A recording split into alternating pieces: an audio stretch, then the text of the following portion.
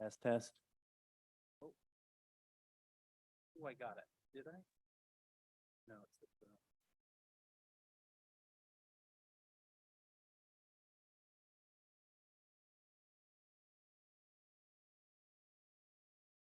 Test.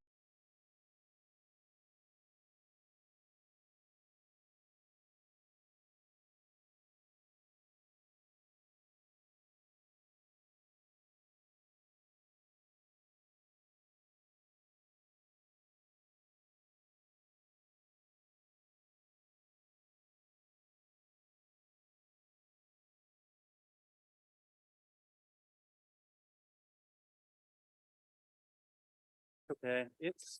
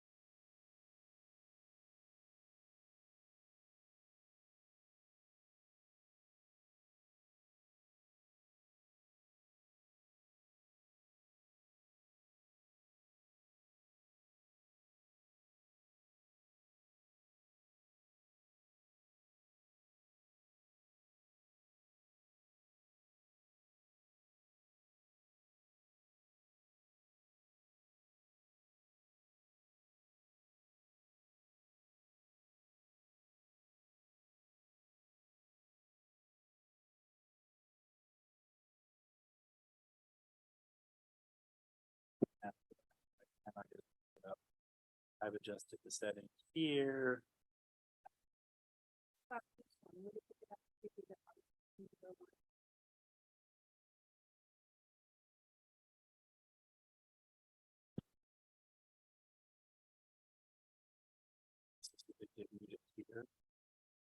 Is that set right? Yeah, that's set right. Okay, so you also have to have this set correctly and this has to be up. That's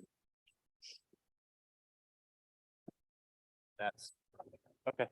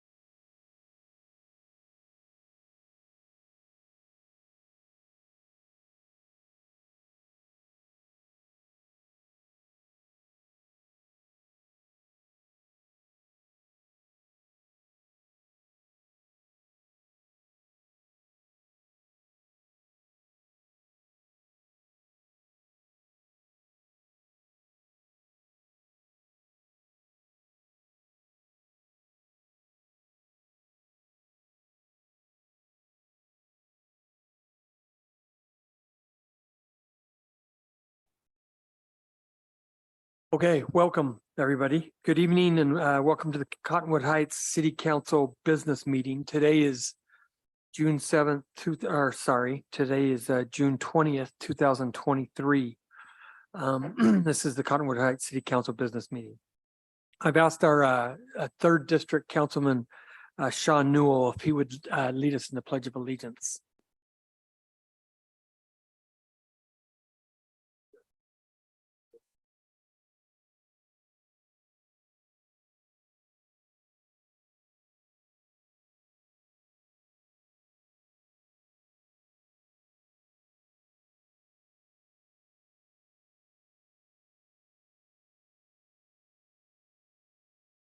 Okay, item 3 on our agenda.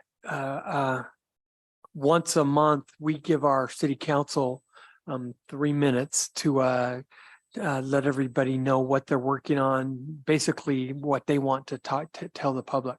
So we're going to begin today with our District 2 council member, Scott Bracken.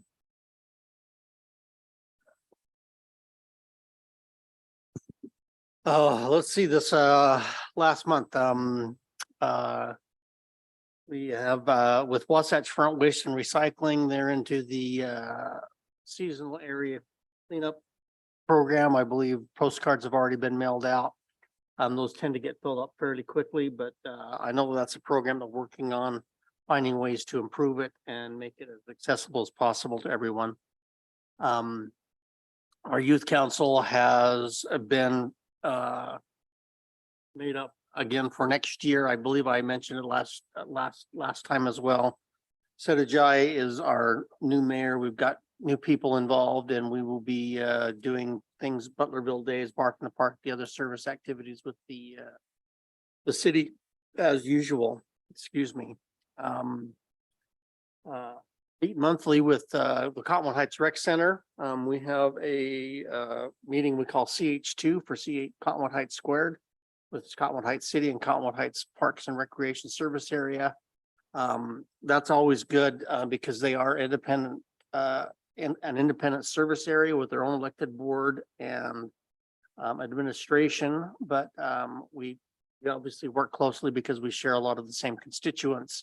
The park areas, the green space, and they handle things for us. We do things for them.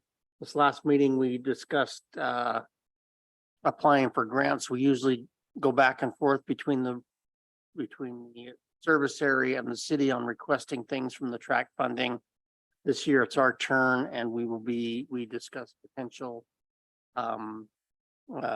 projects for that funding. It's gone from all kinds of things to helping redo the ice arena, pickleball courts, playgrounds that are going into Anzac, Bywater, and the Hall of Park this summer are all from the track grants. Those are ones that we work together on. Other than that, we have an election coming up, so everybody get ready to fill out your ballots and send them in. And now that it's changed, September and the end of November. Thank you, Councilmember Bracken. We'll move to our District 1 council member, Matt Holton. Well, as a new member of the council, I'm excited to begin my engagement with these various committees. Tomorrow, I am meeting with the Park Trails and Open Space Committee just as a preliminary introduction and understanding what their priorities are, and I'm very excited about that. Crestwood Park is obviously a gem, I think, for the area and one for the district. And I know that they sent out a survey recently wanting some feedback from some folks. And so I've engaged with the county. I'm going to go try to meet with them later this week to get an idea of what those results say. I know that the swimming pool down there is something that the neighborhoods, the people in the neighborhood have wanted to make sure stays. It's a historic site and something that I would like to see stay as well. Aside from the committee work, we've had a couple of constituents have reached out about cell service, another constituent about lights in their neighborhood and wanted to make sure it's safe for their kids to get around. Summer's not as difficult But during the winter months, when it gets darker earlier and people are walking around the community, we want to make sure it's safe for everybody. So thank you to Tim for engaging with some of those folks and things that we're continuing to champion and see if we can't fix. So thanks so much. Thank you, Councilmember Holton. We'll move to District 3 and Councilmember Sean Newell. Good evening, everyone. I have 4 committees I serve on: the Arts Council, the Utah League and Cities Council, where we work with on and discuss legislative issues, the Emergency Preparedness Council, and then also the Budget Committee. And tonight you'll hear some information from Scott. This is Scott from Scott Georges, who's our valiant leader there in our Budget Committee. He does some remarkable things. I just want to say that before he starts his presentation. Today, we spent a lot of time on the Emergency Preparedness Committee, where we discussed some of the accomplishments here lately that have taken place. I don't know if you know that there's some quarterly training that goes on for preparedness and training. This has been a quarterly training for the last few years, but because of the reduction in the number of participants, it's now going to become a biannual training. But we hope that we can get more citizens in there so we can get back to having a quarterly training available. And in this training, we had 25 people who attended it this time around, 25 residents from Cottonwood Heights, and we hope to really increase those numbers. We also do some CERT basic training, and we had 22 people participate in that, and that was great training for those folks. And another thing that we do in emergency preparedness is we have the participation in the activity around the Great Shakeout, and hopefully everybody knows what the Great Shakeout is and the efforts behind being ready and prepared in case we have a big earthquake here in our area. We had 16% of our city participation in that Great Shakeout. What we'd like to do is get that up to a higher number. Last year, that number was around 18%. So we're seeing a reduction in the number of people that are participating. And I'm hoping that more people come out and volunteer to be a part of it. It's really simple. It's kind of tough because it's a whole Saturday. Well, I should say half a Saturday. But it's actually a fun activity to work with your neighbors, to work with your block captains, to really start to see how we can help each other in case there's an emergency in our community. I also work on the Arts Council, as I stated. Starting the first week of July, the Arts Council will be putting on Guys and Dolls, which is going to be a great production. There's a new director, there's new people doing the sets. It's going to be exciting, and I hope everybody comes out for it. And I think there's 3 nights that they're showing. Is that right? 3? Yeah, I think it's 3 nights that they would be performing. And these actors are phenomenal. So I hope that we can get our community members to come out and enjoy that. Also on the Arts Council, we're constantly looking for new ideas to be able to bring arts and entertainment to our community. So if anybody has any insights or any ideas, please bring those to us, and we'd love to be able to share that with the rest of our community and create some great events for us to come out and participate in together. Thank you. Thank you, Councilmember Newell. And we'll go to District 4 and Councilmember Ellen Burrell. Thank you. Well, I think it goes without saying that one of my passions is to make walkability, safe mobility for all users here in Cottonwood Heights. And along with Tim Tingy, we visited with the owners of the Target and Home Depot and Trader Joe's. They own all those parking lots and lease the space within those our commercial area of Western Cottonwood Heights. And the intent was to see if we couldn't get a path that would connect down off the 7200 South neighborhood byway down into that commercial district, so that people that want to walk and roll can stay off our busy arterials and collectors. At this time, the owners are not seeing really the value. Perhaps they are not understanding the just mass of us who ride bikes, who ride skateboards, who walk and roll, and our desire to make more of our short trips on foot or rolling. But nonetheless, I still hold out high hopes that we are going to connect more of these neighborhood byways.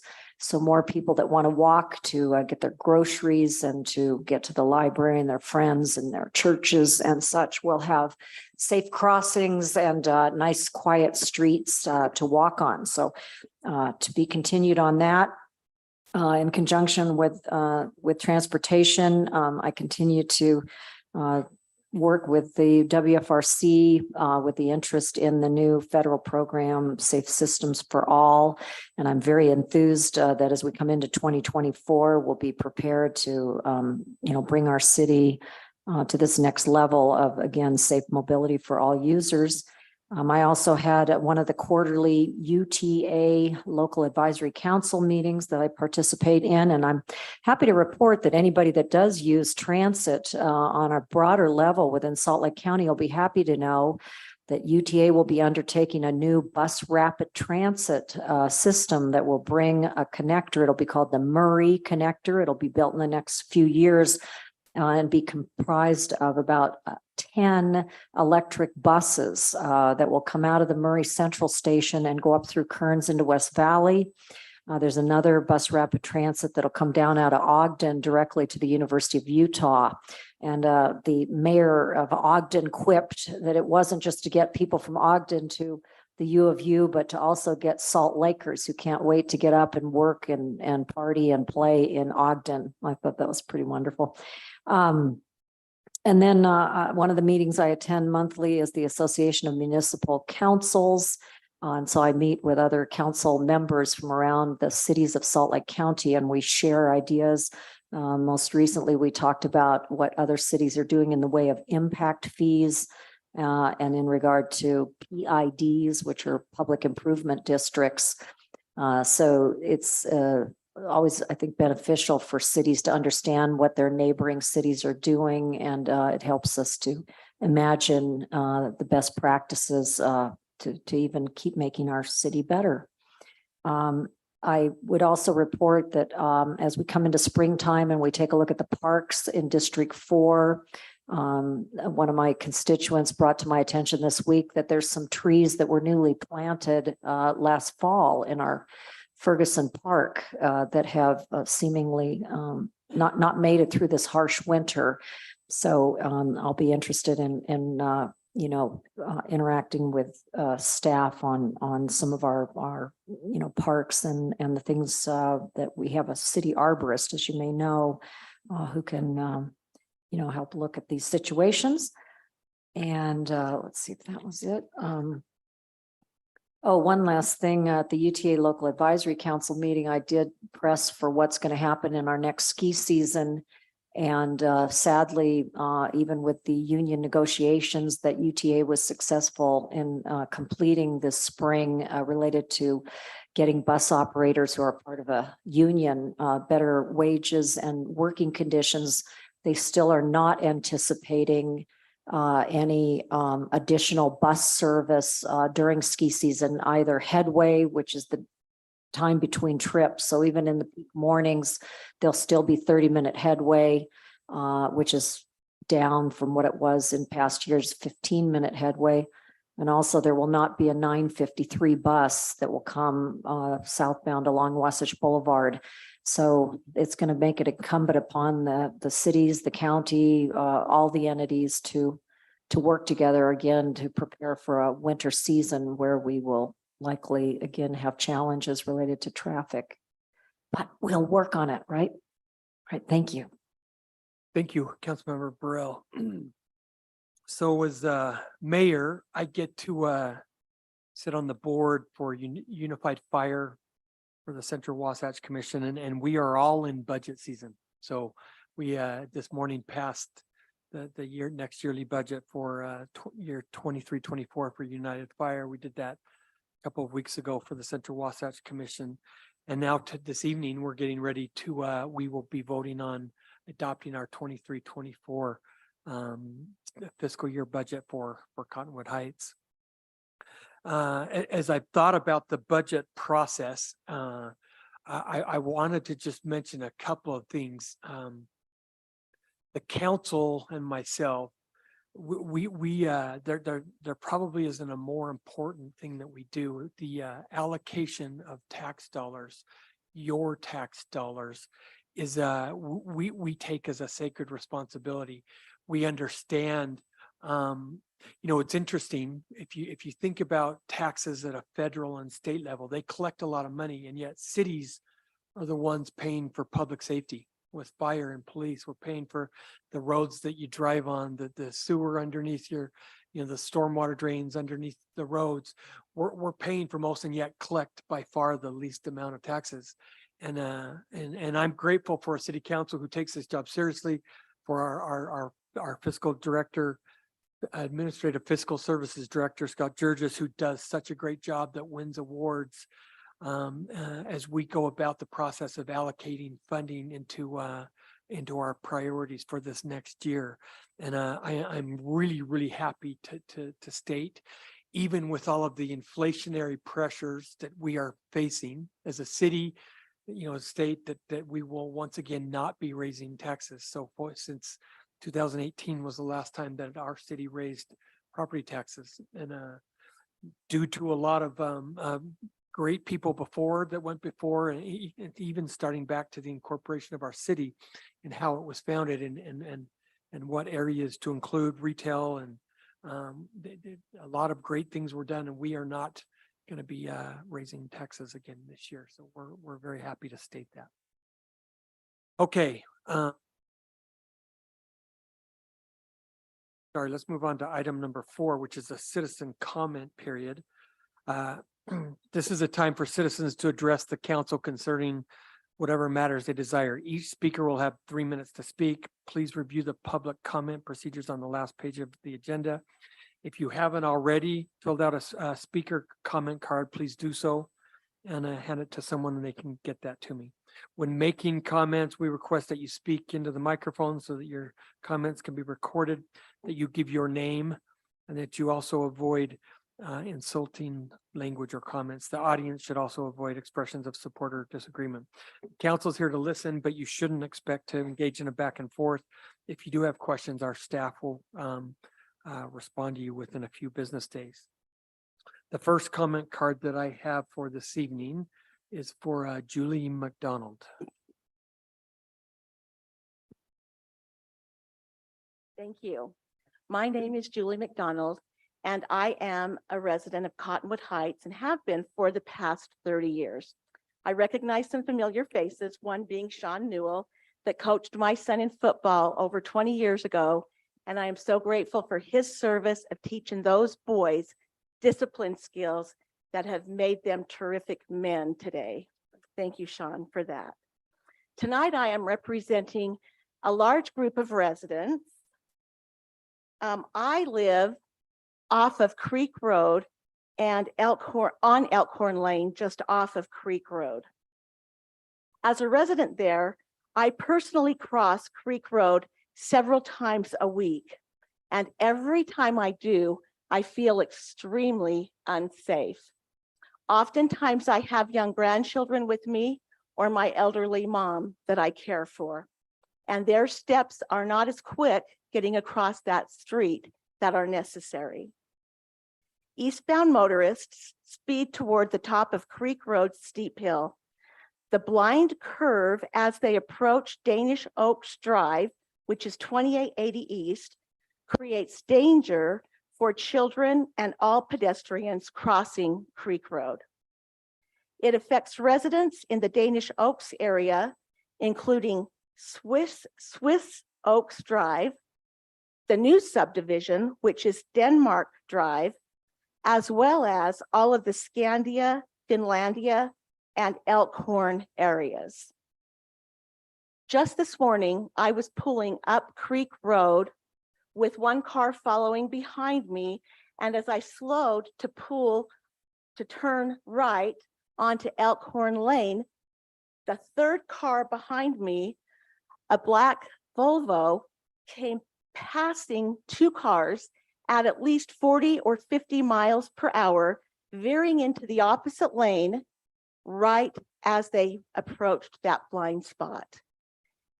As I turned down Elkhorn Lane and saw the children on their motorized little vehicles, the scooters that they ride. I was just grateful they had not hit Creek Road yet, or that motorist would not have been able to sight them. We need installation of flashing lights or something to make motorists slow down before approaching the blind spot, as well as a crosswalk for the safety of children, elderly, and all pedestrians crossing Creek Road. I have completed this preliminary assessment of traffic conditions that the city told me was the first step necessary to have this crosswalk or alerting lights even assessed. I have 50+ signatures here of residents in the area. One representative is here from Scandia, Lexi Ebert, and Ryan Linsky from Danish Oaks. So we have two subdivisions represented. I'm Elkhorn Lane. So the three primary subdivisions, there are a lot of residents and children in those areas that are unsafe crossing that road.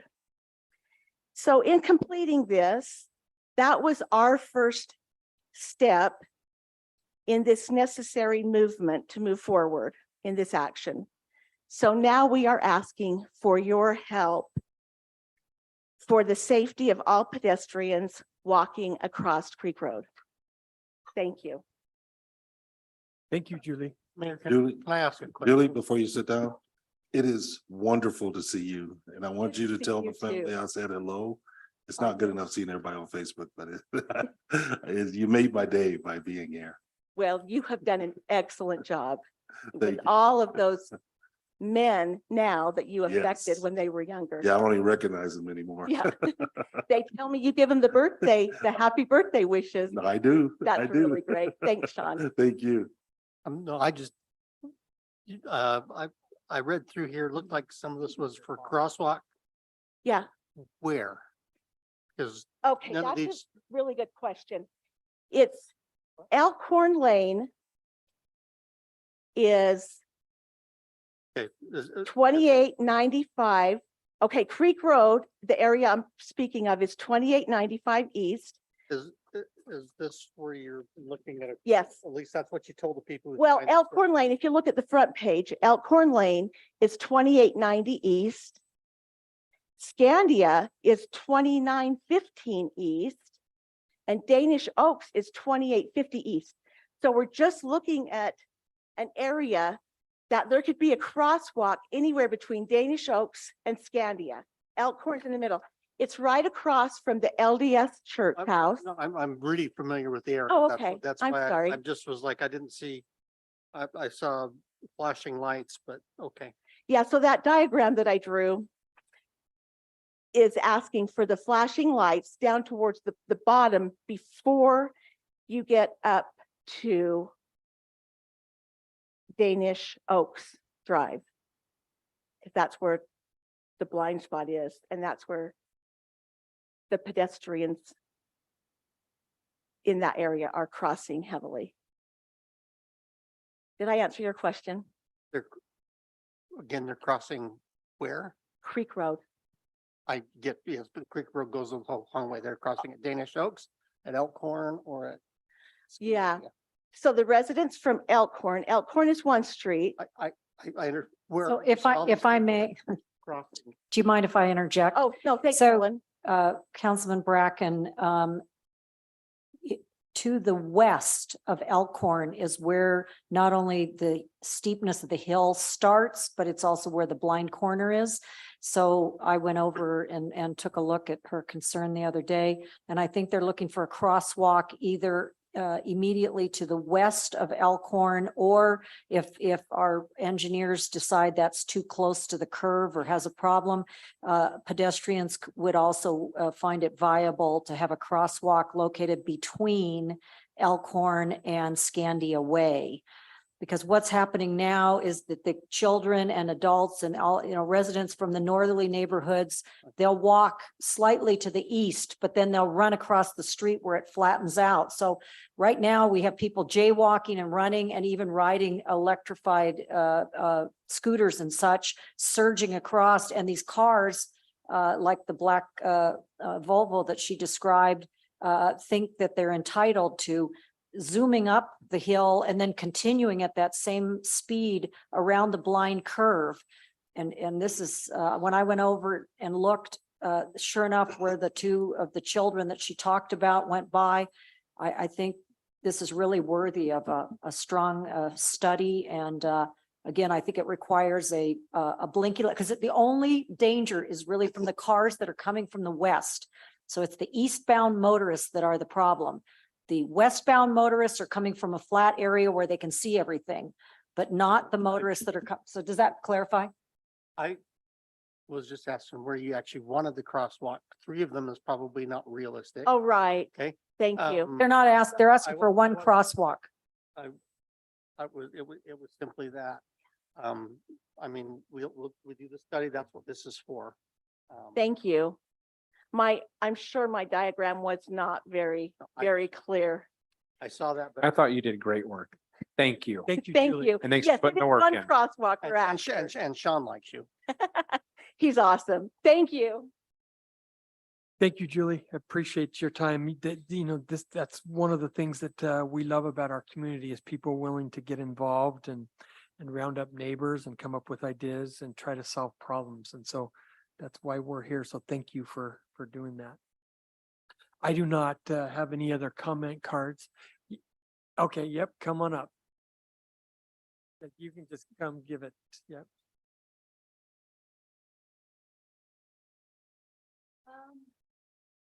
Good thing I go to yoga. My name is Carrie.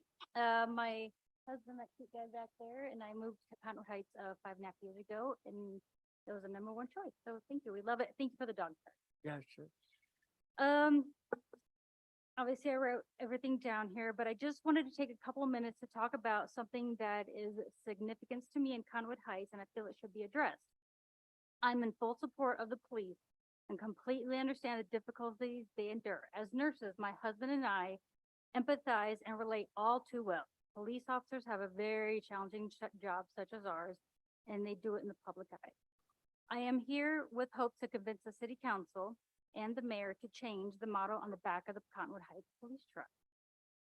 The motto is solve the problem. I don't doubt there's a history behind those words. To me, as something not familiar with it, those words are negative and very puzzling. Solve the problem to me does not portray positive community support. Rather, it makes me feel there's always a problem to be solved. Problem is a negative word, and I strongly feel that putting a more positive spin on the police vehicles that we all see that we follow down the road, or worse, follow us down the road, would tell the residents of Cottonwood Heights we as public support personnel are here to help them. Here are a few examples I have for a new motto that I think that are more positive language. I just did a few examples. Number 1, protecting and serving our community. Number 2, keeping the community safe. Number 3, dedicated to keeping our streets safe. 4, protect and serve isn't just our motto, it's our mission. Number 5, creating positive change in our community. Number 6, safe homes and safe streets. Number 7, working together for a safer tomorrow. And number 8, nurses and police rock. That's my personal favorite. Thank you for your time. Thank you, Carrie. Appreciate your time. Thank you. Okay, any other people, nobody online, Tim, any comments we need to submit into the record? No, none. Great.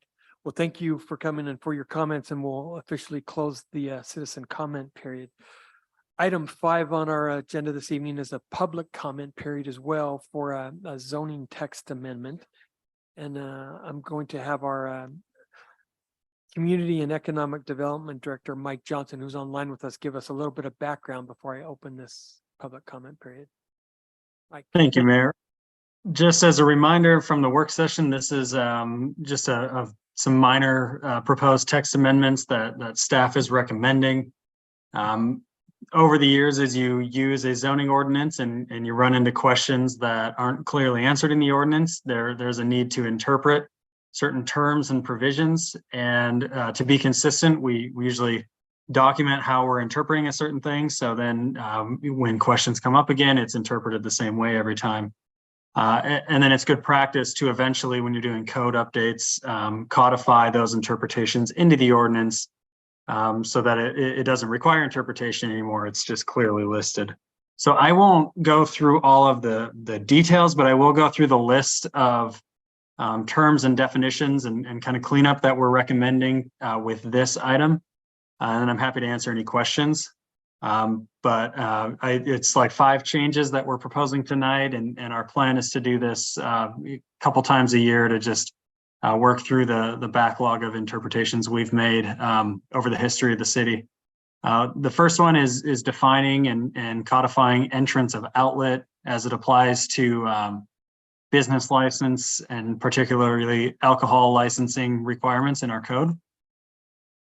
Number 2 is to codify and define the term paved surface in the various areas of the ordinance that it discusses paved surfaces, from vehicles and traffic to subdivisions to the zoning ordinance, and just making sure that definition is consistent throughout. The third proposed change is to remove a provision in the ordinance that allows someone to essentially ask for forgiveness if they've installed or constructed something without permits or against the city zoning ordinance, and there hasn't been a complaint made in a period of 5 years. There's currently a provision where you can have that illegal structure or use deemed legal without going through the proper licensing or permitting process. Staff finds this problematic for numerous reasons and kind of redundant with variances and other procedures in our code. So we are proposing to remove that. The fourth one is defining and clarifying provisions for carports, both residential and non-residential, ensuring that they are interpreted the same throughout the code. They are regulated as part of the structure of the home or as a detached structure if they aren't attached to the home. And just making sure that's consistent throughout the zoning ordinance. And then detailing procedures for the review of non-residential carports and the review process that would require. And then the fifth change is kind of related to that in dealing with something called ordinary projections. It's parts of structures that aren't necessarily subject to setback, but are acknowledged, like a roof overhang or a chimney or some sort of ornamental or decorative feature. We've just cleaned up some conflicting language that occurred in a couple areas of the zoning ordinance. The sixth proposed change is to the non-conforming use chapter of the zoning code, particularly the process that allows someone to expand a legal non-conforming use or a grandfathered building. It's currently referred to as expansion of a non-conforming building. We are just expanding that to include buildings or structures so that any non-conforming element of a property could go through this process for expansion if deemed appropriate. And that is all for this proposal tonight. The Planning Commission has reviewed this at a public hearing previously. There were no public comments shared, and the commission unanimously recommended approval. Any questions? No, looks good. Thanks, Mike. Appreciate it. So I'll officially open the comment period, public comment period on this item. I don't have any current comment cards. Looking like there isn't anybody here to comment, so I'll close the public comment period on this item, and we'll move to item 6.0 on our agenda this evening, which is our legislative action items. We've got 7 voting items to consider as a council this evening, and we'll begin with item 6.1, consideration of ordinance 396, adopting an amended budget for July 1, 2022 through June 30th, 2023. We'll have our fiscal services director, Scott Georges, come just give a quick brief background on this.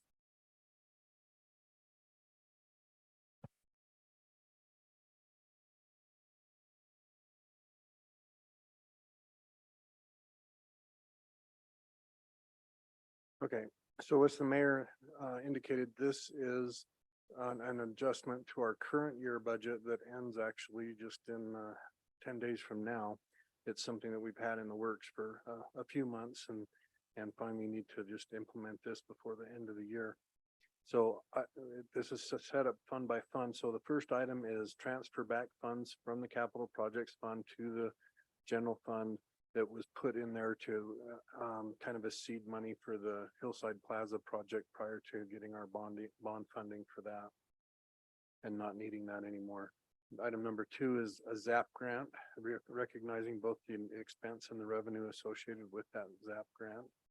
Item number 3 is the sale of police phones and utilizing the revenue from those phones to offset existing police phone costs.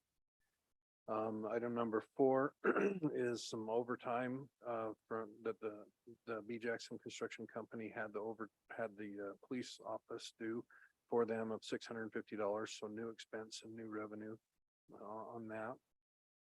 Item number 5 is the state of Utah asset forfeiture grant of $3,000, new expense and new revenue on that one. Item number 6 is the bulletproof vest grant of $838, new revenue and new expense. Item number 7, the first 7, I never corrected that second 7, but there's the DUI enforcement grant from the state of Utah Division of Public Safety. There's 2 amounts that total to $1,691, new revenue and new expense. And item number 7 is the sale of 4 of our light pickup trucks from Public Works area for $83,000. We still have 1 more to sell that it hasn't sold yet. We'll probably end up doing that sometime during our next fiscal year.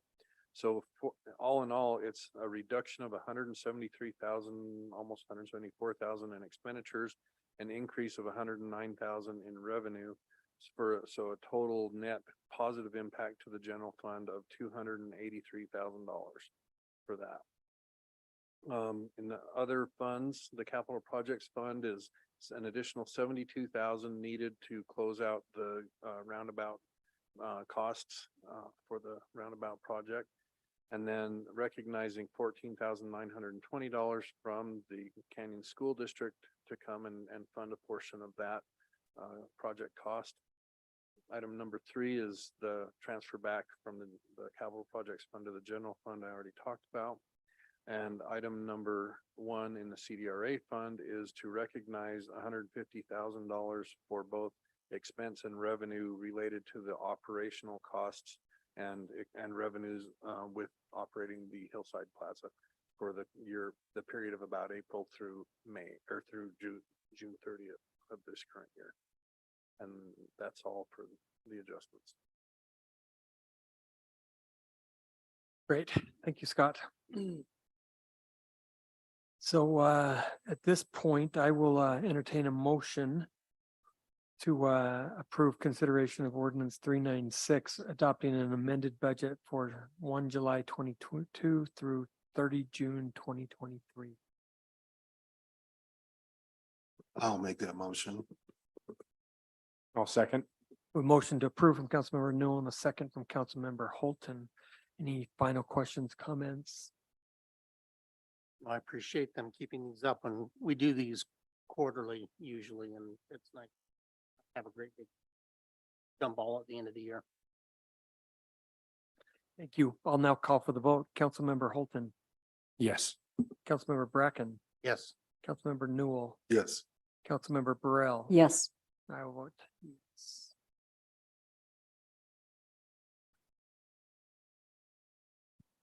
Okay, item 6.2 is consideration of ordinance 397 approving a final budget for 1 July 2023 through 30 June 2024. Scott, welcome back. Yeah, it's been a long time. So a couple things I just wanted to update you on is we do have our final property tax number. It showed a new growth of $39,626 with an actual tax rate of 0.001422.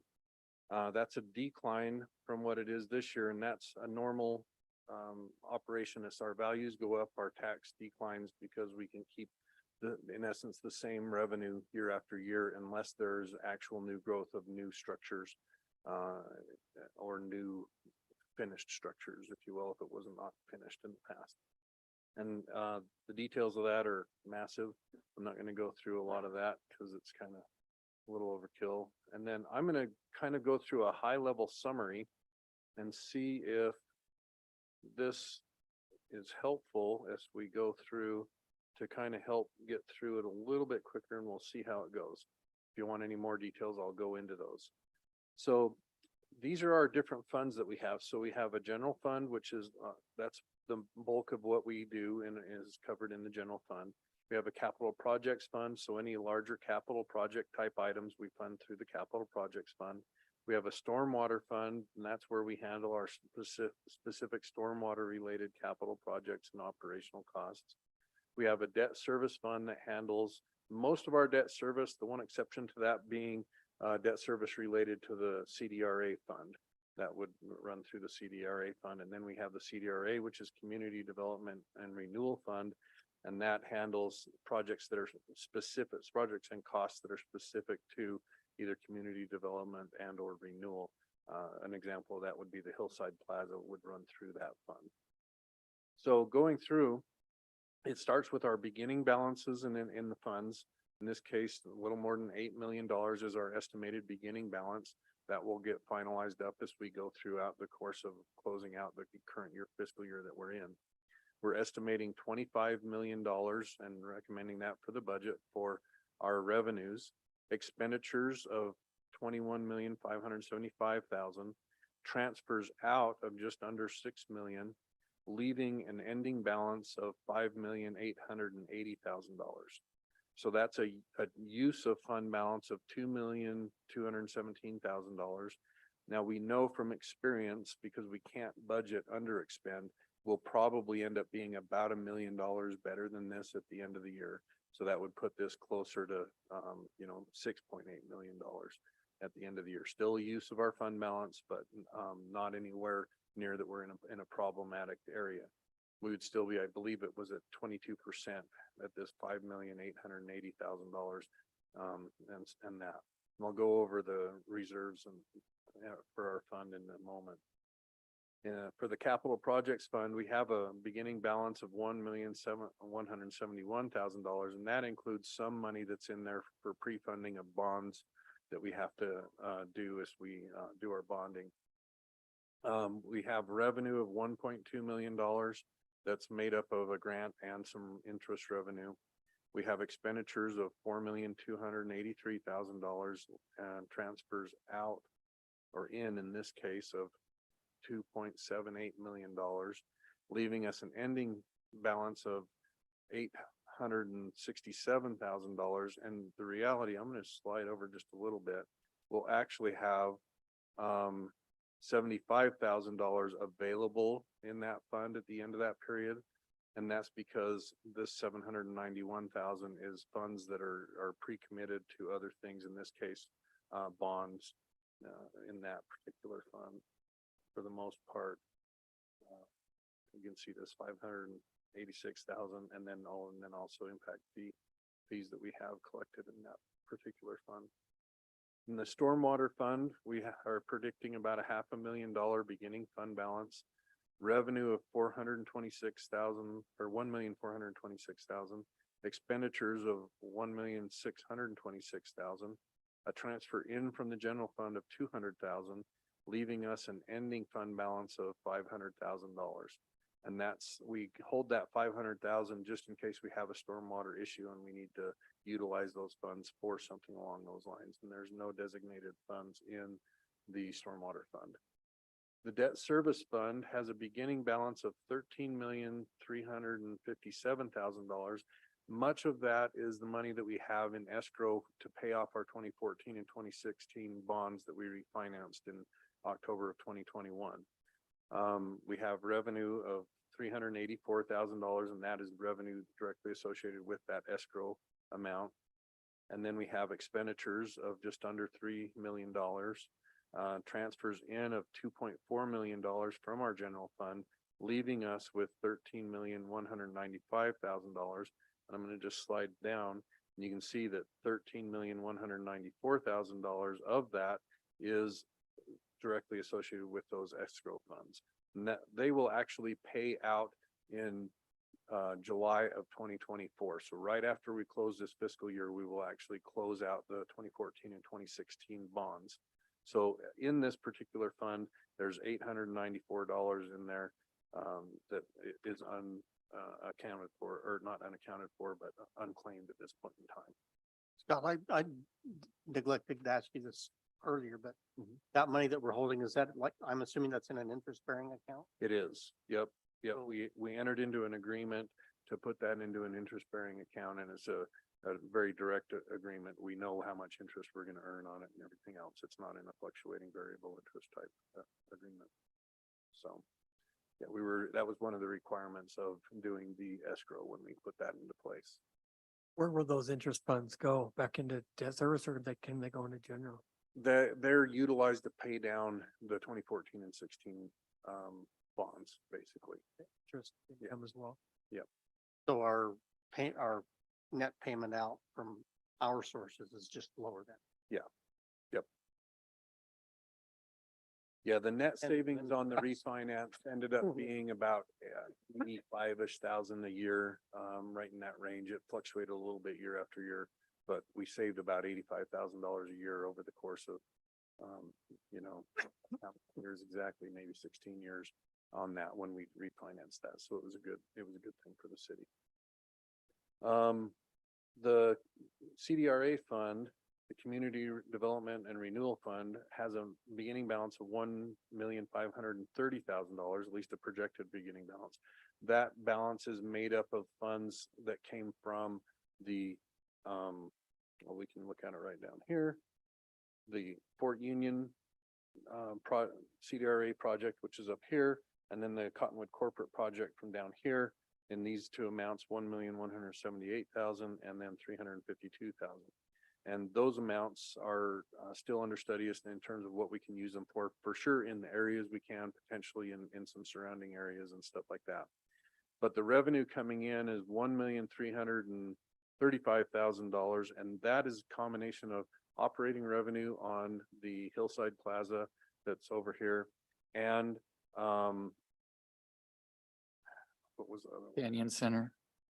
The Canyon Canyon Center Center. tax increment that we get in, and then the expenditures are kind of related to that. A combination of those two items, the tax increment that we pay out related to the Canyon Center, the operational costs of the Hillside Plaza, and then also about $500 and some thousand of tax or of bond payment related to the Hillside Plaza. And it's 560 actually, because that's what this transfer in from the general fund is the 560,000 for that debt service payment, leaving us with that same amount that we started out with in terms of our projected ending balance in that fund. And back up to the general fund of this $5,880,000. You can see here we're required to keep a minimum by state statute of 5%, and that would be $1,265,000. Where city ordinance also requires us to keep an additional 1%. So that would be an additional $253,000. And then we have some PTO vesting, which is paid time off, could be vacation or what have you, of $660,000 that we reserve on that fund. And so when you take into account all those items, it leaves us with $3,702,000 that is still available for appropriation. We could utilize that money before we, in essence, run out of money in the general fund. And like I said, that number will probably be $1 million better than that by the time we hit a year from now, the end of the fiscal year that we're budgeting for. So that's a good summary of these funds. And like I said, we will post this on our website. The tentative budget has already been posted, but once this is adopted, we'll post this on our website so that it can be viewed by the public and what have you. We will also post this with the state auditor's office once it's adopted. That's one of the requirements that we need to do. And then we will, in addition, work through having a full budget book that's about 120-page book that goes through a lot of details of what different departments in the cities do and all the different things that we do. But there's a lot of good information in this that talks about different, verbiage of what we're doing, why we decided to do things that we do. 7 pages of that, followed by a number of pages of more detailed fund by fund analysis with prior year comparisons and other things like that. And it's a lot of good information in here. Can get a little nauseating if you're not used to looking at a lot of numbers, but it's good information. Any questions? Questions? No, we'll just once again let you know how much we appreciate your hard work and yeah, the ability to get to this point is an important aspect. Thank you, Scott. Thank you. Appreciate that.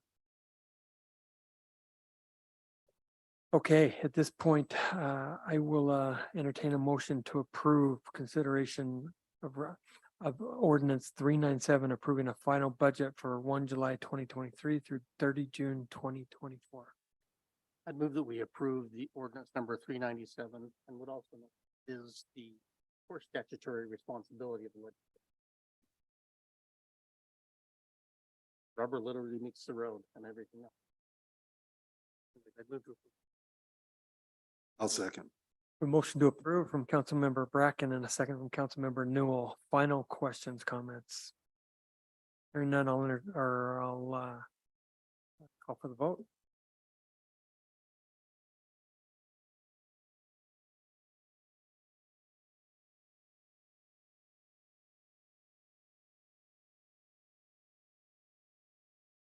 Councilmember Bracken, Yes.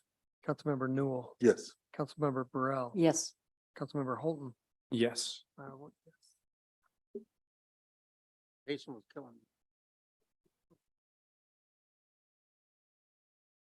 Those no comments never make it into the minutes, so. Item 6.3 is consideration of resolution 2023-33 approving development exceptions for realty at 3457 East Magic View Drive. We discussed this item earlier in our work session. Are there any other final questions or comments from the council? I would just like to reiterate that it's very important to me that every single resident receives a letter personally, again, to each residence that makes it clear that they would have to have an address change should this be finalized. Thank you.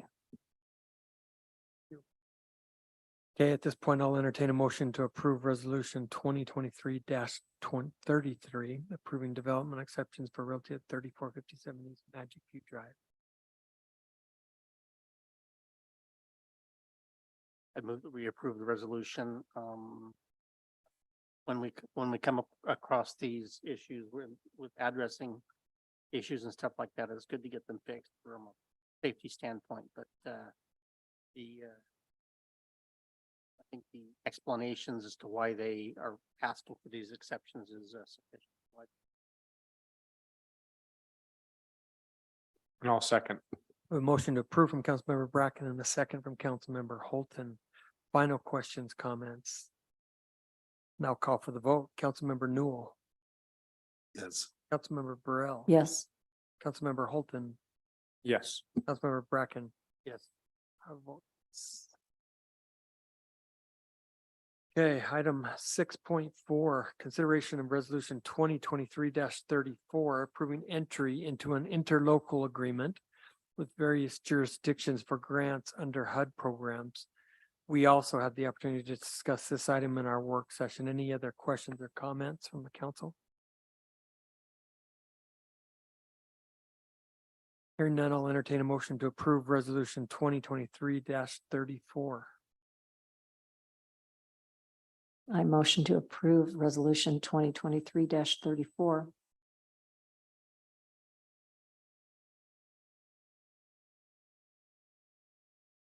I'll second. A motion to approve from Councilmember Burrell and a second from Councilmember Newell. Final questions, comments? No call for the vote. Councilmember Burrell, Yes. Councilmember Holton, Yes. Councilmember Bracken, Yes. Councilmember Newell. Yes.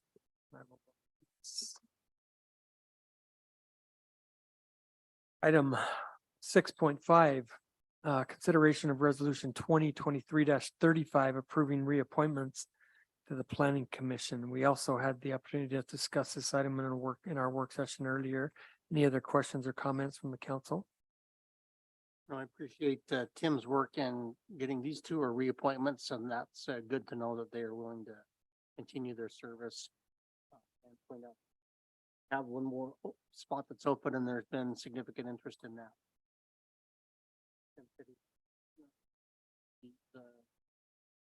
These appointments to the planning commission are important. Thank you. And I'll now entertain a motion to approve resolution 2023-35. I will make that motion to approve 2023-35, and I'm thrilled Dan Mills will be the incoming chair for the planning commission. Second. Motion to approve from Councilmember Burrell and a second from Councilmember Bracken. Final questions, comments? Call for the vote. Councilmember Holton, Yes. Councilmember Bracken, Yes. Councilmember Newell, Yes. Councilmember Burrell. Yes, I will vote yes. Item 6.6, consideration of resolution 2023-36, approving reappointments to the Parks, Trails and Open Space Advisory Committee. We also had the opportunity to discuss this item in our work session earlier. Any other questions or comments from the council? I'd like to comment that I really appreciate the folks on the PTOS committee. They're very dedicated, and this is something that continues to come up in our surveys, how important parks, trails, open space, and active transportation are to our citizens. So I'm very thankful to all these residents who are going to be reappointed onto our Parks, Trails, and Open Space Committee. So I make the motion to approve. Shall I go ahead, Mayor? Resolution 2023-36. I'll second. Thank you. We have a motion to approve from Councilmember Burrell and a second from Councilmember Holton. Final questions, comments? Call for the vote. Councilmember Bracken, Yes. Councilmember Newell, Yes. Councilmember Burrell, Yes, Councilmember Holton. Yes. And I will. Okay, our last legislative item for today is consideration of resolution 2023-37, approving entry into an agreement for building services with Sunrise Engineering, Inc. We also had the opportunity to discuss this earlier in a work session. Any other questions or comments from the council? Sunrise has been our building services engineering firm and corporation. A few years ago, we configured the contract. Job. I was glad to hear that they are keeping up with things and getting things turned in a timely manner. So I would approve that we approve resolution 2023-37 and